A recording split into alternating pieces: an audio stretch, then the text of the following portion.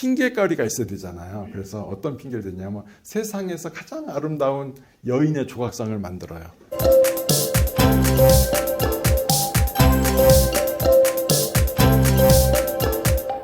아들 없음이라는 경이 있어요.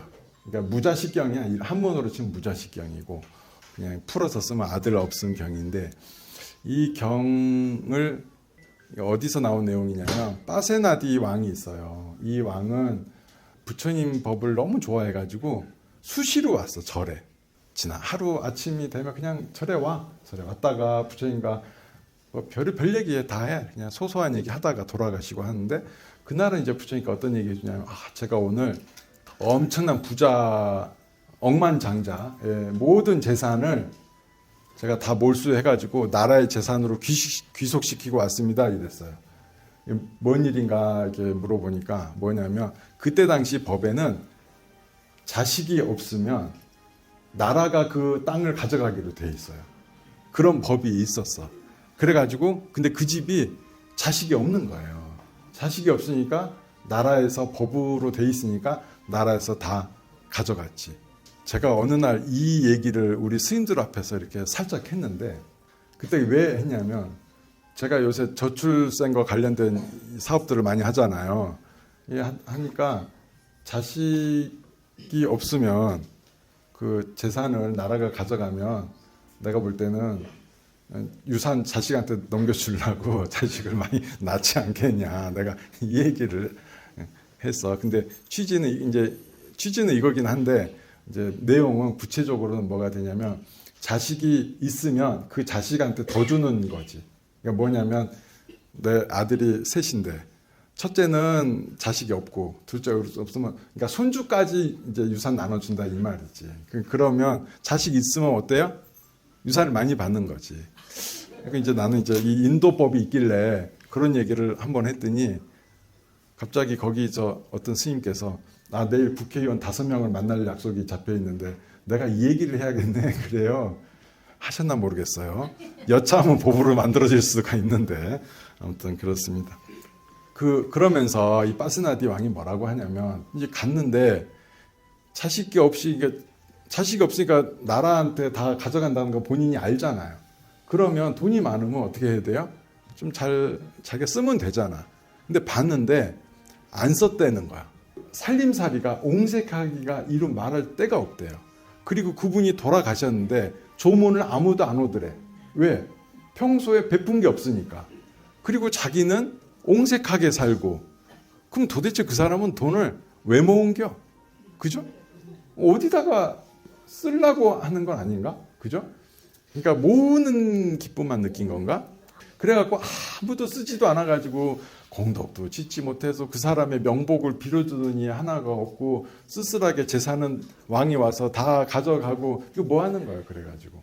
그러면서 왕이, 부처님, 참 이런 사람도 다 있습니다 라고 하니까 부처님께서, 비천한 사람은 부를 많이 얻었다 해도 스스로를 즐겁게 하지 못하고 기쁘게 하지 못하며, 부모도 즐겁게 하지 못하고 처자식도 기쁘게 하지 못하며, 하인과 심부름꾼, 고용인도 즐겁게 하지 못하고 친구도 즐겁게 하지 못하고 수행자나 스님들을 즐겁게 하지 못한다. 더불어서 하늘나라에 가서도 좋은 일이 없으니 하늘나라에 가기조차 어렵다라고 하셨어요.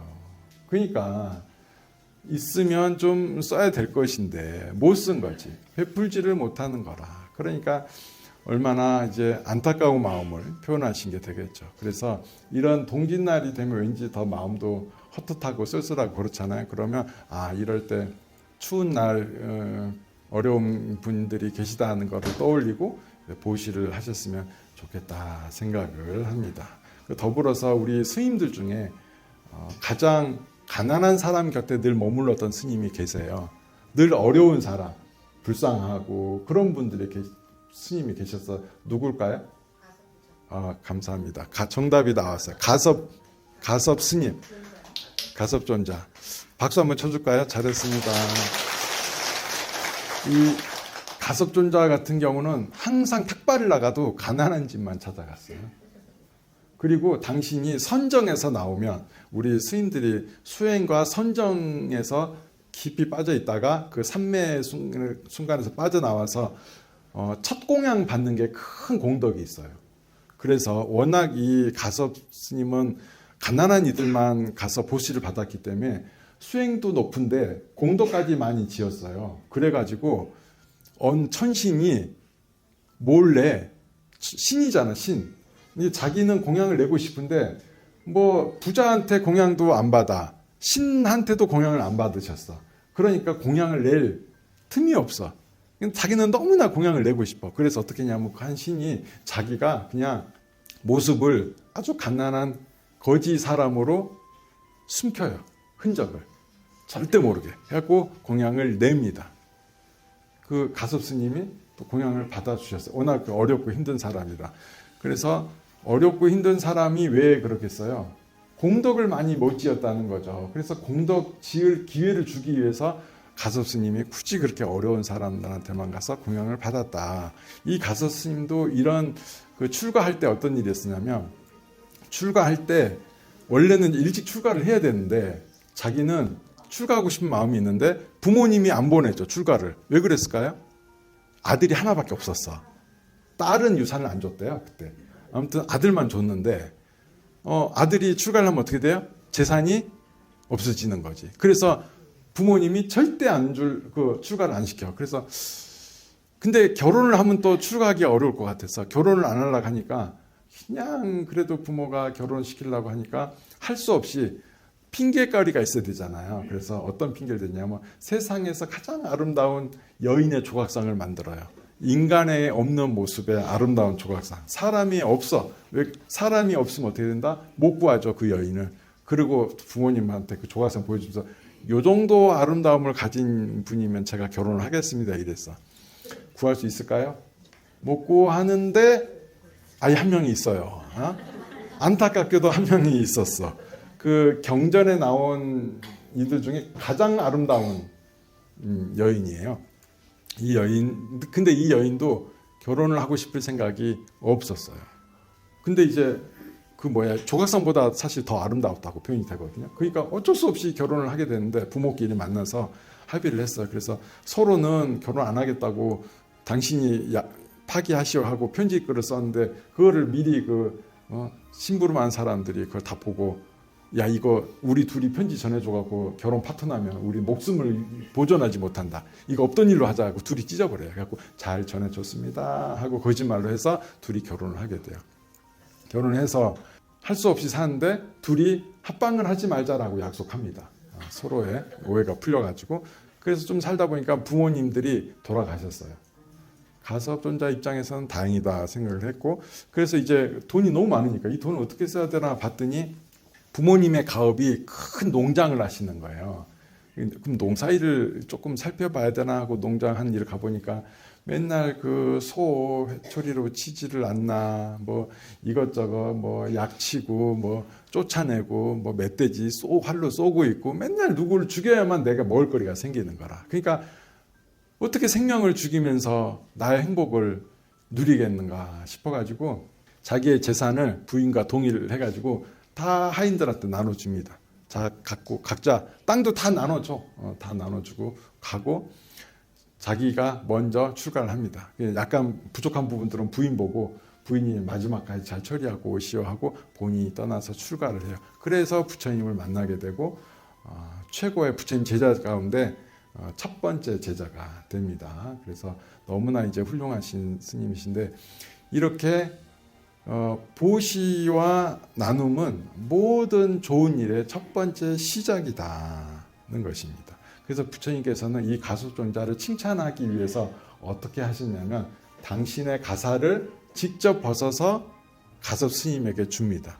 보통은 안 그렇거든요. 당신 직접 옷을 벗어주는 경우는 잘 없고 미리 가사가 들어오면 그 가사를 이렇게 한 벌씩 나눠드리는 건데, 근데 그 가사가 어떤 가사냐면 옛날에 이제 부처님께서 한 20년 차가 넘지 않았을 그 무렵이에요. 깨달음을 얻으시고 부처님 되시고 그때 가사는 시다림이라는 숲이 있어요. 옛날에는 그냥 숲속에 버리는 거야. 그럼 숲속에 버릴 때 그냥 안 버리고 옷으로 싸가지고 버리거든요. 그러면 그 옷을 시신이 썩고 나면 걷어와요. 그러면 다 날아갔을 거 아니야? 그래서 깨끗이 빨고 끓이고 물을 들여요. 물을 들인 다음에 그걸로 그 가사를 만드는 거예요. 우리 보면 스님들 가사가 보면 조각조각 나뉘어 있죠. 이게 그걸 의미하는 거예요. 원래 의미가 그렇게 온전한 천이 아니라 조각으로 이렇게 만들어졌다 하는 거예요.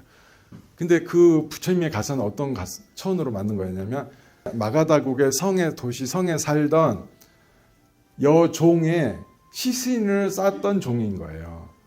천인 거예요. 그러니까 가장 낮은 사람, 신분 낮은 가장 천인의 옷감이 부처님의 가사가 된 거죠. 가장 성스러운 옷이 된 거예요. 그걸 누구한테 주었다? 가서 스님에게 주었다. 그 말은 부처님 열반 이후에 이 가섭존자가 상수가 돼서 교단을 이끌게 되거든요. 그럼 부처님께서 전해주신 게 뭐예요? 가난한 사람 곁에 머물러라 라는 것을 명확히 알려주신 거죠. 그래서 우리 부자들은 늘 자비심 곁에 머물러야 되겠다. 자비심 곁에 머무르고 늘 어려운 사람을 보는 따뜻한 마음, 이렇게 추운 날 오히려 따뜻한 마음을 간직하는 것, 이것이 불자의 가장 중요한 덕목이라 생각합니다. 늘 자비심 가지도록 합시다. 네, 감사합니다.